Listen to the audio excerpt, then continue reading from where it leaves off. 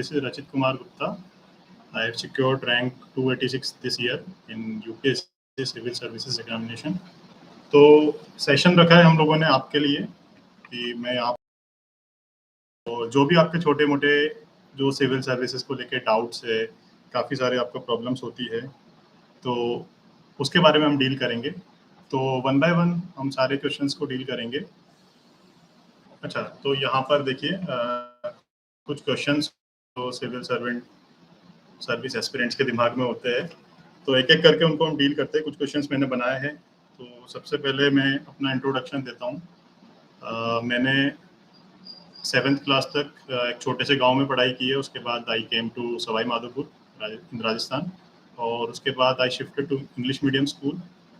उसके बाद in 2012 I cracked IIT JEE with the rank of 1665, and then I have done my BTech from ISM Dhanbad in mining engineering. और उसके बाद I have done 4 years of teaching also, so I am a teacher also. Chemistry I used to teach. तो ये मेरा छोटा सा introduction है।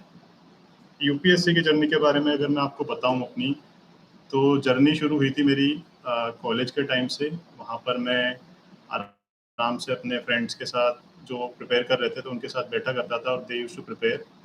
और उसके साथ साथ ही द हिंदू मुझे पढ़ने में अच्छा लगने लगा, and then I started reading the Hindu.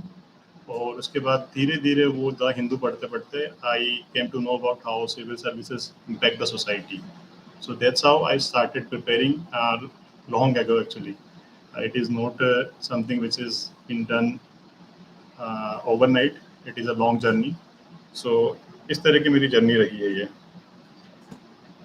इस जर्नी के दौरान आपको काफ़ी दिक्कतें भी आती है। This was my 5th attempt, so I cleared it in not clear pre. So वो आपके लिए बहुत बड़ा सेटबैक होता है कि आप प्री भी क्लियर नहीं कर पा रहे हो। बट नेक्स्ट ईयर कोविड आ गया, and then after COVID I came to home, और यहीं से मैंने प्रिपरेशन करना शुरू किया।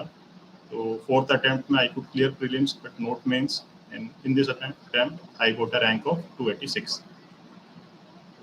अगर आपको स्ट्रेटेजी के बारे में बताऊं मैं, तो प्रीलिम्स के लिए GS1 एंड GS2 के लिए कुछ स्पेसिफिक हम लोगों को सोर्सेज पढ़ने होते हैं। तो आप सेशन जब है तो नोट डाउन उनको जरूर करना, बिकॉज बिना नोट डाउन किए कोई फ़ायदा नहीं होगा। तो अगर मैं सेशन में बताऊं कि अगर आपको क्या क्या पढ़ना है, तो प्रीलिम्स के लिए शुरुआत होती है सबसे पहले पॉलिटी आपको कहाँ से पढ़नी है। तो पॉलिटी आपको पढ़नी है लक्ष्मीकांत इज देयर। तो मैंने उसी बुक को मल्टीपल टाइम रिवाइज किया है। मल्टीपल टाइम्स मीन्स करीब 30 बार तो हो ही गया होगा। बुक ही मतलब काफ़ी ज़्यादा अंडरलाइन हो के उसके पेज ही खराब हो गए। तो लक्ष्मीकांत इज़ द की। मैंने कोई NCERT नहीं पढ़ी है, मैंने लक्ष्मीकांत पे फोकस किया है फुली। नेक्स्ट मैंने जो है मॉडर्न के लिए मैंने प्रतीक नायक सर के वीडियोस देखे, जो कि यूट्यूब पे फ्रीली अवेलेबल है। तो उससे एक फील आ गई कि क्या हिस्ट्री में है हमारी में। तो उसके बाद मैंने मॉडर्न इंडिया बाय स्पेक्ट्रम उसको कंटिन्यूसली पढ़ा, काफ़ी टाइम तक उसको पढ़ा, काफ़ी बार उसको पढ़ा। तो ये मेरा मॉडर्न के लिए था। नेक्स्ट आता है अपना एनवायरनमेंट। तो एनवायरनमेंट के लिए शंकर IAS के नोट्स जो आपके होते हैं, they are more than sufficient. तो उनको ही आप पढ़िए, बार बार रिवाइज करिए, प्लस उसमें आपको करंट का एडिशन करना पड़ेगा। ठीक है, बिना करंट ऐड किए उसमें कुछ नहीं होगा, तो आप उसमें करंट का भी जरूर ऐड करते जाना। फॉर एग्जांपल कोई नया नेशनल पार्क डिक्लेयर हुआ है, या फिर कोई WHO की कुछ गाइडलाइंस आई है, या फिर कुछ भी ऐसा हुआ है current event. For example COP26 अभी हुआ था, तो वो भी काफ़ी इम्पोर्टेंट था, क्योंकि COP में काफ़ी पेरिस के बाद ये नेक्स्ट क्लाइमेट समिट थी। तो ये आप ध्यान रखिए। नेक्स्ट आता है ज्योग्राफी। तो ज्योग्राफी में मैंने नोट्स बनाए थे। पहले मैंने देखा मृणाल सर के चैनल से जो भी ज्योग्राफी के वीडियोस है फ्रीली अवेलेबल, वो देखे। उसके बाद मैंने ऋषिकेश दुधात सर है, उनके जो है नोट्स मैंने पढ़े आराम से। वो नोट्स मैंने प्रॉपरली उनको अपने पास रखा, और उन्हीं को मैंने मल्टीपल टाइम रिवाइज किया। तो वहाँ से क्या फ़ायदा हुआ मुझे कि उन नोट से मेरे कंसेप्ट क्लियर हुए, प्लस मैप की एक्सरसाइज अच्छी करवा दी उन्होंने। क्योंकि ऋषिकेश दुधात सर के नोट्स में क्या है, जो मैप है इट इज़ प्रॉपर कि कहाँ पर क्या है, कहाँ पर क्या नहीं है। फॉर एग्जांपल कैस्पियन सी के अराउंड कौन सी कंट्रीज़ है, तो उसका एक निमोनिक बना लिया। मेडिटेरेनियन के अराउंड कौन सी है, उसका एक निमोनिक बना लिया। ठीक है, तो ये डायरेक्टली मिडिल ईस्ट जो है पार्ट, ये यूपीएससी में रहता है। अच्छा, Caspian sea, black sea, strait of Gibraltar, Bosphorus, ये सारा आपको उस नोट्स में कंसाइजली मिल जाएगा और वो आपको याद करने में भी आसान होगा। मुझे याद है लास्ट ईयर एक क्वेश्चन आया था, नुब्रा रिवर कहाँ फ्लो होती है, तो that was in my notes.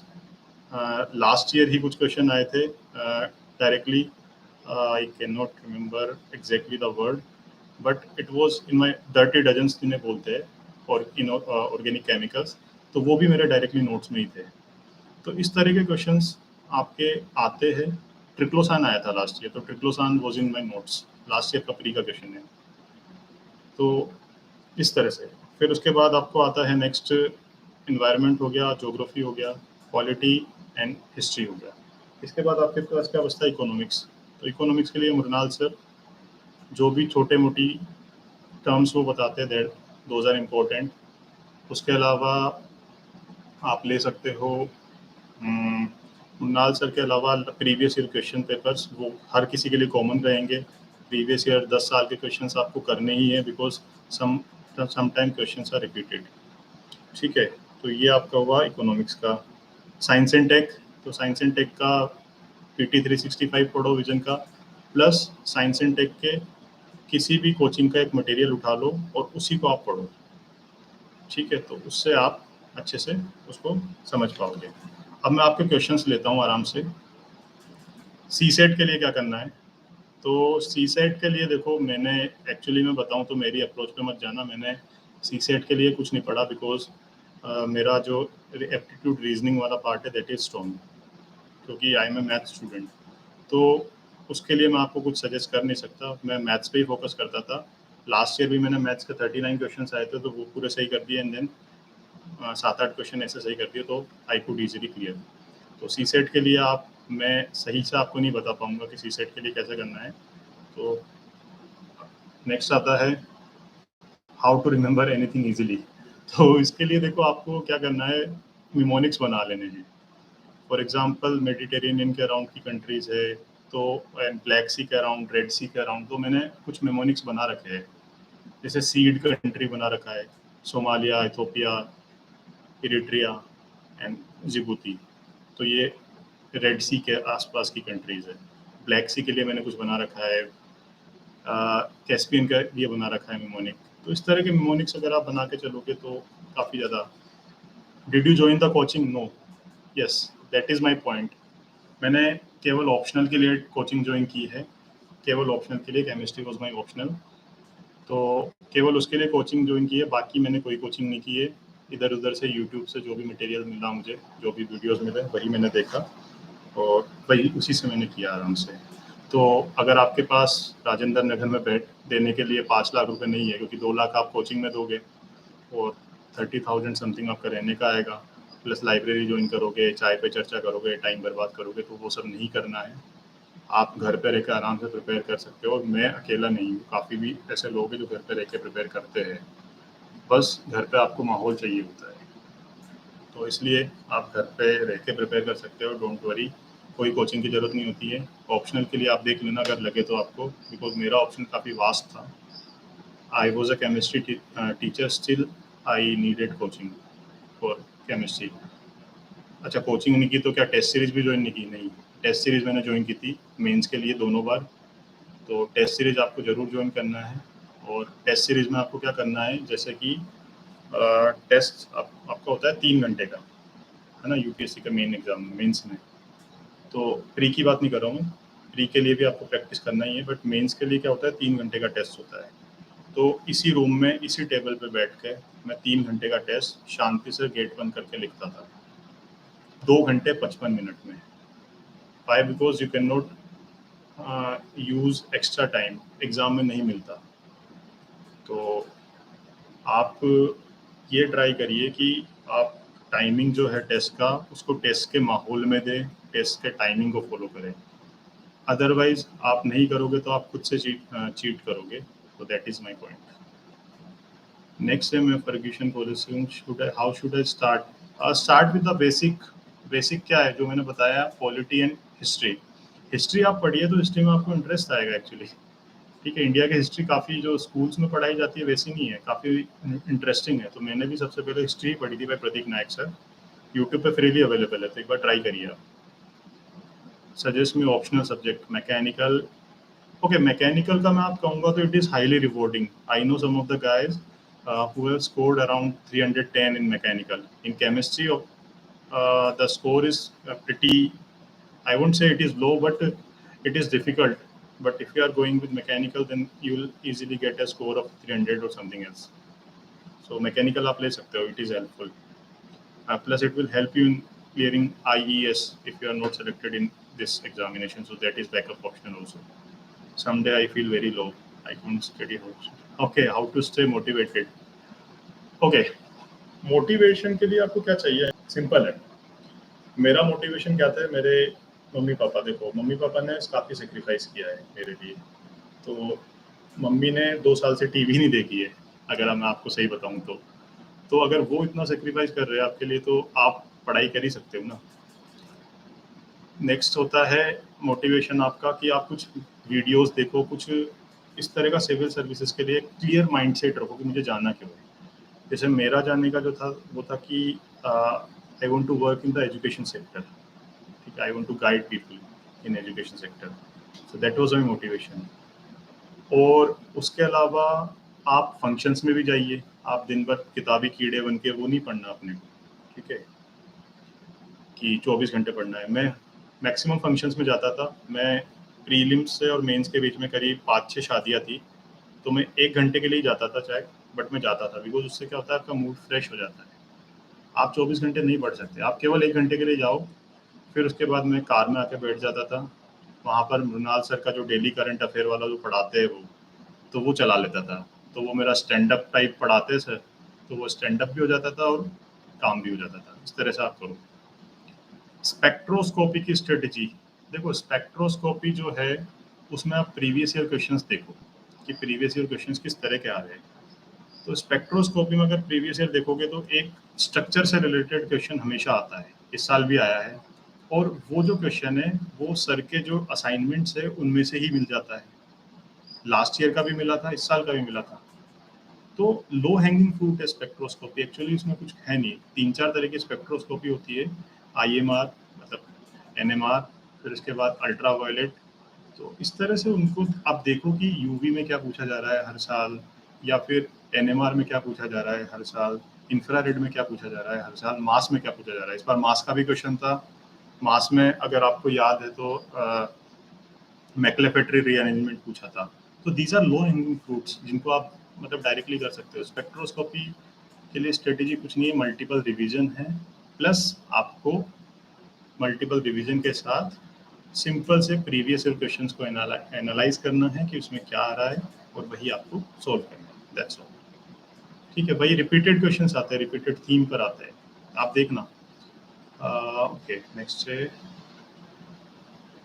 Sir आपके फर्स्ट 4 अटेम्प्ट में क्या मिस्टेक हुई? हाँ, फर्स्ट 3 अटेम्प्ट में ये मिस्टेक हुई कि मैंने प्रीवियस ईयर क्वेश्चंस नहीं लगाए प्रीलिम्स में, तो इस वजह से मुझे प्रीलिम्स नहीं निकला। बट 4th और 5th अटेम्प्ट में मैंने क्या किया, एक प्रॉपर टेस्ट सीरीज ली, कोई ज्वाइन नहीं की, बट एक विजन का और इनसाइट का टेस्ट सीरीज में उठा के ले आया KBC से। उसको लाने के बाद मैंने उन टेस्ट को 35 टेस्ट होते विजन में, 35 होते इनसाइट्स में। इनसाइट्स का मैंने 5-5 क्वेश्चन रोज भी करता था, तो इनसाइट्स के मैं फुल लेंथ लाया। तो उनको मैंने पर डे सोल्व किया, है ना। आज जैसे सुबह हुआ तो सुबह I used to solve the paper and then in 2 hours, and then at the evening I used to analyse कि मेरी कहाँ मिस्टेक्स हो रही है and where I can improve. तो ये मैंने किया, तो ये मेरी मिस्टेक हुई। 4th अटेम्प्ट में मेंस में मुझसे क्या दिक्कत हुई, I could not revise the things. ठीक है, तो अगर आप रिवीजन नहीं कर पा रहे हो ना, then you will get lower marks. I did not write a single essay because essay writing is very important. That's why my major focus is on essay, because essay is low hanging fruit in UPSC. You'll get around 130 in essay if you're writing just 4 or 5 essay before exam. इस attempt में भी मैंने क्या गलती की कि essay मैंने last के 7 दिन में ही लिखना शुरू किया, तो वो इसलिए प्रॉब्लम थी, तो वही गलतियों से मैं सीखा हूँ. Magazine to be followed, magazine मैंने विजन की फॉलो किए, बट विजन से ज़्यादा मैं शंकर की फॉलो करता था. विजन की मंथली ले आता था, बट शंकर आईएएस का जो आईएएस पार्लियामेंट का जो है एक साइट है उनकी, वहाँ पर रोज डेली करंट अफेयर करके आता है, तो वो मैं डेली पढ़ता था. I used to save it और text it to one of my friend. तो ये मेरा स्ट्रेटेजी रहता था हर बार, क्योंकि वो टॉपिक उससे कवर हो जाता था. तो आप महीने का पूरा ज्ञान एक बार में ना लेके रोज न्यूज़पेपर पढ़ो. न्यूज़पेपर के कोई नोट्स नहीं बनाने, क्योंकि कोचिंग वाले आपके लिए बना रहे हैं ऑलरेडी. मृणाल सर बना रहे हैं या फिर और भी बहुत सारी कोचिंग वाले बना रहे हैं. तो न्यूज़पेपर पढ़ो, आईएएस पार्लियामेंट पे जाओ, उस पर देखो कि आप क्या क्या करंट में चल रहा है. 2-3 टॉपिक ही होते हैं हार्डली रोज के. उसके नोट्स, उसके पॉइंट्स देख लो, मेंस में आएगा या नहीं आएगा. अगर नहीं आएगा, कोई पॉलिटिकल टॉपिक है, छोड़ दो. आएगा तो ठीक है. तो ये आपको करना है, ठीक है. How to prepare current affair बताया ना मैंने. रोज आप न्यूज़पेपर पढ़ो, द हिंदू और इंडियन एक्सप्रेस. ये आप लिख लो, करंट अफेयर के लिए आपको क्या करना है, द हिंदू और इंडियन एक्सप्रेस पढ़ो. प्लस मैं एक हिंदी भी पढ़ता था, राजस्थान पत्रिका या दैनिक भास्कर, क्योंकि अगर आप स्टेट सर्विसेज का दो तो. तीसरी बात मैं क्या करता था उसमें करंट अफेयर के साथ साथ, कि मैं मृणाल सर का एनालिसिस देख लेता था. तो काफ़ी जो चीज़ें इधर उधर की कवर नहीं है, द हिंदू में पढ़ता था, तो इंडियन एक्सप्रेस की चीज़ें वहाँ से कवर हो जाती थी. उसके अलावा मैं क्या करता था, आईएएस पार्लियामेंट पे वो 2-3 चीज़ें देख लेता था. इसके अलावा जो इनसाइट्स है उस पर डेली 5 क्वेश्चंस आते हैं, 5 स्टैटिक प्लस 5 करंट. तो ये 6 चीज़ें मैंने की, और वो जो 5 करंट और 5 स्टैटिक है उसको करके मैं एवर नोट में सेव कर लिया करता था. तो इसमें अराउंड मुझे लगते थे 2 से ढाई घंटे या 3 घंटे, क्योंकि कई बार मैं चलते चलते ये चीज़ें कर लेता था. जैसे वॉक कर रहा हूँ मैं शाम को खाना खाने के बाद, तो मृणाल सर वाला देख लिया, ठीक है. तो आपको टाइम का यूटिलाइज इसे बोलते हैं, कि आप जब घूम भी रहे हो ना, तब भी आपके दिमाग में सिविल सर्विस घुस रही है. तब होगा. देखो सर, मैथ्स भी जरूरी है क्या दोस्त? मैथ्स तो आपको जरूरी है सी सेट के लिए. There are many topics of general. हाँ, तो आपको हर कुछ नहीं पढ़ना ना. अभी रशिया वाला है, तो रशिया वाले में आपको एक दिन पढ़ लेना है कि रशिया यूक्रेन में क्या दिक्कत है, क्या हमारा स्टैंड है, और क्या इसके सॉल्यूशंस है. और आपसे वो और कुछ नहीं पूछेगा यूपीएससी में. वो यूपीएससी ऐसे नहीं पूछेगा कि रशिया यूक्रेन वॉर में आपका सॉल्यूशन क्या है. आपका सॉल्यूशन वही है, आपका स्टैंड वही है, that is a government stand. Government stand क्या है? आप स्पीच पढ़िए, सुनिए मिस्टर ऑनरेबल एस जयशंकर के. उनका स्पीच क्लियर है, that we are for immediate cessation of violence and we are up for dialogue and diplomacy. That is our stand, and there will be no winner in this war. So that's all. Sri Lanka वाले crisis अभी चल रहा है, तो श्रीलंका वाले crisis में what are the reasons? Some reasons are there ना. They shifted to organic farming, their tourism sector collapsed. तो these are some of the reasons. और फिर उसके बाद populism. So these are certain reasons. तो यही आपको करना है. आपको बहुत ज़्यादा उसमें रॉकेट साइंस नहीं है. आप ऐसा नहीं है कि उसमें घुस जाओ टॉपिक में, क्योंकि न्यूज़पेपर वालों को कॉलम्स भरनी होती है, वो डेली लिखेंगे उस बारे में. तो आपको क्या करना है, यू हैव टू सेलेक्ट कि क्या पढ़ना है. और वो क्या पढ़ना है उसके लिए यूट्यूब पे जाओ आप, the Hindu, the Indian express analysis डालो, 10 एनालिसिस आ जाएंगे, कोई भी आप एक उठा लो, उसी को फॉलो करो, तो वो बता देंगे आपको क्या पढ़ना है न्यूज़ में. और वो पहले देख लो एनालिसिस, उसके बाद न्यूज़ पढ़ो, आई वुड से शुरू में, तो आपको ज़्यादा अच्छे से कवर हो जाएगा. यस सर, सी सेट में कुछ समझ नहीं आया. पेपर जीके वाला भी अजीब था यार. पेपर तो यूपीएससी टफ बना रही है, बिकॉज क्या हो गया है कि एक्चुअली प्रॉब्लम क्या है कि 2016 में कट ऑफ चली गई थी 120, तो उस टाइम पेपर काफ़ी इजी आ गया था. तो उसमें क्या, और कोचिंग के भी काफ़ी सारे क्वेश्चंस मिल गए थे. तो अब यूपीएससी ने क्या किया है कि इस तरह के क्वेश्चंस बनाना शुरू किया है कि कोचिंग से भी ना मिले,